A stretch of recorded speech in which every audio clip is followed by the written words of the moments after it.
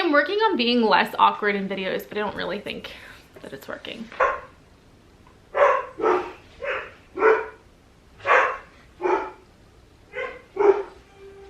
My first sit down video in 1 year, and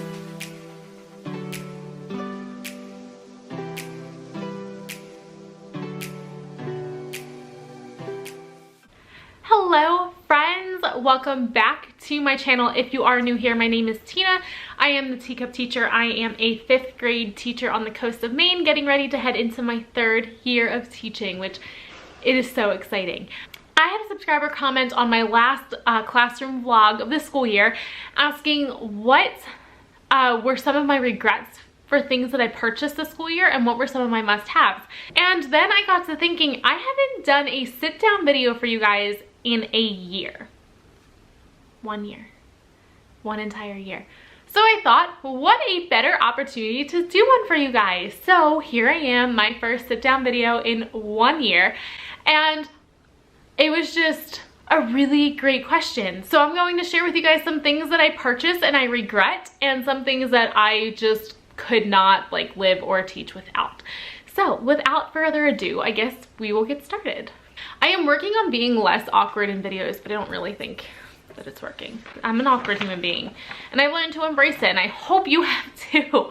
So we are gonna start with regrets, and by regrets, these may be things that I have never used, that I don't use often, or things that they didn't hold up.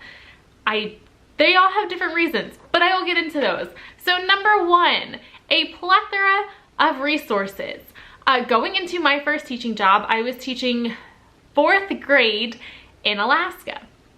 I got there, and it turns out that the day before I started teaching, I got switched to grade 4 and 5, social studies and ELA. I had just spent a ton of money on 4th grade math resources and science resources and ELA and social studies, but just for 4th grade. And then it turned out that I was teaching 5th grade. And then when I got my 5th grade all subjects position here in Maine, I bought a ton of resources. Again, I don't use any of the ones that I purchased. I have noticed that ones that I purchased in the summer, I tend to not use during the school year, and ones that I purchased during the school year, I tend to use because I purchase them because I need them during the school year. So my biggest regret is just buying resources just because I simply think that I'm going to need them, and it turns out that I end up not needing them and they just sit there. And it's not like when you buy stuff on TPT, you can return it, because you can't. So I have a lot of resources that I don't use. So that is my number 1, is a plethora of resources that I have no use for. Also, I just want to interject real quick. If you hear a ton of like crashing noises or beeping or anything, they are tearing down a vocational school like 3 buildings down from where I live, and it is a construction zone from like 7 a.m. until 7 p.m. So I apologize for the noise, but I'm doing the best that I can, and I can't believe that, knock on wood, my dogs are actually silent right now. So number 2 regret, but this is also something that I can't live without, but I'm gonna explain it. Storage bins and containers. You guys, do you know how much money I have spent on storage bins and containers? I'm not gonna lie, I added it up last summer, and these are the ones that I bought just between June and September. I spent over like $400 just on bins. Most of those are Sterilite, so they're a little bit pricier, but honestly, they're worth it. I also invested in a rainbow, like the rainbow cart, like 8-drawer thing. I think it's 8 drawers from Michael's. And I invested in the scrapbook, or no, the photo card box, like the big container from Michael's. So when I say that this is something I can't live without, but this is also my biggest regret, I have yet to find a use for the big, tall rainbow cart. No use. The 3 large rolling drawers made by Sterilite, still can't find a use for them. I purchased the 5-drawer Sterilite bin that I ended up giving to a coworker. So I just want to say, if you're going to buy things, make sure you have a clear set use for them, because if not, they collect dust or they are just clutter in your classroom. So if you're going to buy them, make sure you have a use for them. Now, I love Sterilite bins. I have so many bins in my classroom, It is one of my best things, is I love to be organized in the room. However, everything that I use is, I realized I don't have somewhere to store scissors, for example, and I went out and I bought a container for scissors.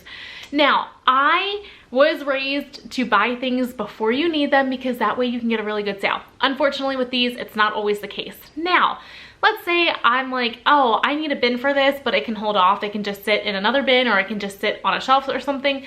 I will wait until things go on sale or I have a coupon or something. But number 2 regret is buying containers without a clear set use for them, because like I said, I have one of the, I'm pretty sure it's 8 drawers. I have an 8-drawer rainbow cart from Michael's that sits by my classroom door, and it literally has 1 drawer in use and it holds scrap paper. That is it. And my kids have asked me, Miss Moro, what are you gonna use this for? And I literally was like, beats me, guys. I have no idea. So if you're gonna buy storage containers, just make sure you have a clear set expectation on what you're going to use it for.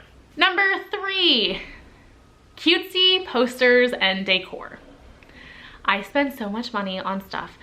Now, granted, most of the stuff that I spent money on that I don't use is stuff that I purchased when I didn't know what grade level I was going to teach. For example, I went out and bought calendar stuff and rules posters and birthday posters and all that stuff. I have taught 4th and 5th grade, and that's it. We don't use that stuff. You might. I personally don't, and I don't know many 4th grade teachers and 5th grade teachers that spend time on calendar every single day teaching like yesterday and today and tomorrow and all of that stuff. I did use the calendar, and when I say use, I use that term very lightly because I set it up in August, and in December, I took it down. It still had September dates on it. So it was just something that I don't use. The rules poster I ended up giving to the kindergarten teacher, and there was something else I purchased. Just lots of decor. I do spend a lot of money on Target Dollar Spot, like the cute little hanging banners.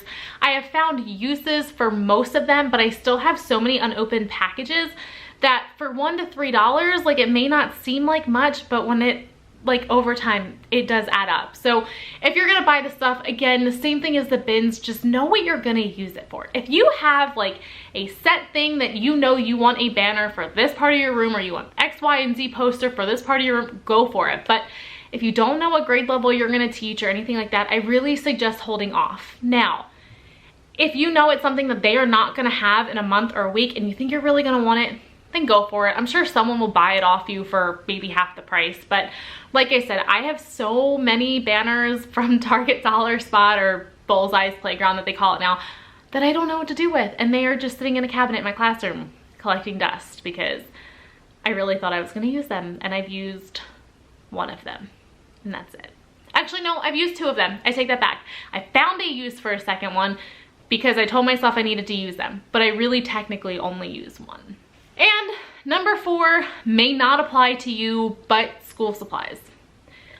I spent so much money buying school supplies to then get to my school and find out that my kids, I don't even have to send home a supply list if I don't want to. It is completely optional. A lot of supplies are provided to our students, such as notebooks and folders and markers and crayons and pencils and all of that. Like, I didn't have to buy any of that, but I chose to. Now, the reason I do like buying them is because at the end of the school year, they're mine. I don't have to give back whatever I didn't use, and I can use them year to year. I also don't have to go to the shared supply closet. Like if I need something, it's just in my classroom, it's mine, it's labeled, it has my name on it, and it is what it is. But I spent a lot of money on glue sticks and pencils and rulers and all kinds of stuff, and I didn't need it. I spent a ton of money on school supplies that I really didn't need. And now my favorite part, must-haves. I have 6 of them. I know it's a really random number. I tried to keep it to 5 and I couldn't. And then I tried to make it 10, but I didn't want to make this video like 20-30 minutes long because I'm already at like 10-ish minutes. So I tried. So I kept it to 6. I think it's a pretty good number. Although, like I said, I really wanted 5 or 10. But anyway, we're gonna get on to my must-haves. Must-have numero uno, a wireless doorbell. I will link all of these things that are must-haves down in the description below. I have a wireless doorbell in my classroom, and it is amazing. If you've watched YouTube for any extended period of time, or you're on Instagram or anything like that, or Facebook, I'm sure you have heard of the wireless doorbell trend. And while it is a trend, it is amazing. I used it daily. So I typically use it for small group transitions. However, my students knew that if we're in small group, the bell rings, it means transition. If we're not in small group and it rings, it means silence. You were doing so well. So my students, they just knew that if the bell rang and we're in small groups, it means to transition. If we're not in small groups and the bell rings, it means your voice is off and your eyes are on me. So wireless doorbell, amazing, worth every penny. I think I spent about maybe 20 bucks on it. I'm not sure, but I will link the one that I have down in the description below. It comes in a variety of colors and it really is awesome. Must have number 2. Find pens that you like to use. And I don't mean pens that all the other teachers use and it's like super cool and awesome. Find pens that you like. For me, I was on the Flair pen train. However, and I still love them, I just don't feel that they last that long. Like, they are beautiful, and when they do kind of still have ink, they write beautifully. However, like I said, I feel like I could get so much more out, or I should be able to get so much more out of them, and I can't. So I discovered InkJoy pens before finding out that they were like super cool and they're like the new Flair pen. They are amazing. They are pricey, but they are worth it. Another pen that I really like are Staedtler pens, and I don't know if that's how you say them, but that's how I say it. I will link those in the description down below as well. I've had my set for going on 6 years now, and they are still full of life. I use them daily. They are amazing. So InkJoy and Staedtler are my go-tos. Around the house, I really love the Pilot pens. I think they're called G2 Pilots or Pilot G2 or something, but I'll link those down below as well.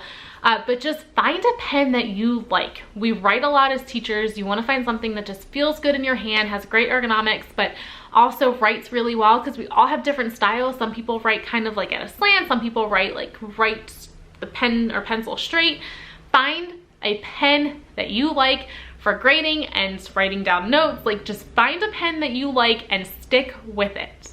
Number 3. And I know I said in my regrets that I regret buying like bins and storage containers, but this one is a must-have for me. It is book bins. I don't actually use them for my classroom library. I use them as like a take-home system. So I use them in the classroom. I have cubbies and I stick a book bin in their cubby. It is labeled with their number. That way I know whose cubby is whose. But it's also a place that I put everything, and they know there's nothing that goes in it unless I put it in there. Because I had some kids this year that tried to put like headphones or a book or something. The only thing that goes in there is stuff that I put. That way you know that it goes home. I use them for that. I also use them throughout the classroom. Our writer's workshop folders went in there. Our math journals went in those. And then we ended up getting DARE workbooks. Those went in there. And then we ended up getting nutrition class workbooks. And those went in book bins. So just have book bins on hand, but I also suggest having extras. If you think you're gonna need 20, I would buy 25. That way, if you need more, you have some and they're matching. Number 4, this one is probably incredibly random, but I can't imagine life without it because, well, I lived life without it. EXPO makes an extra large eraser. It has pads that like you can rip off once it kind of gets like saturated with ink after a while.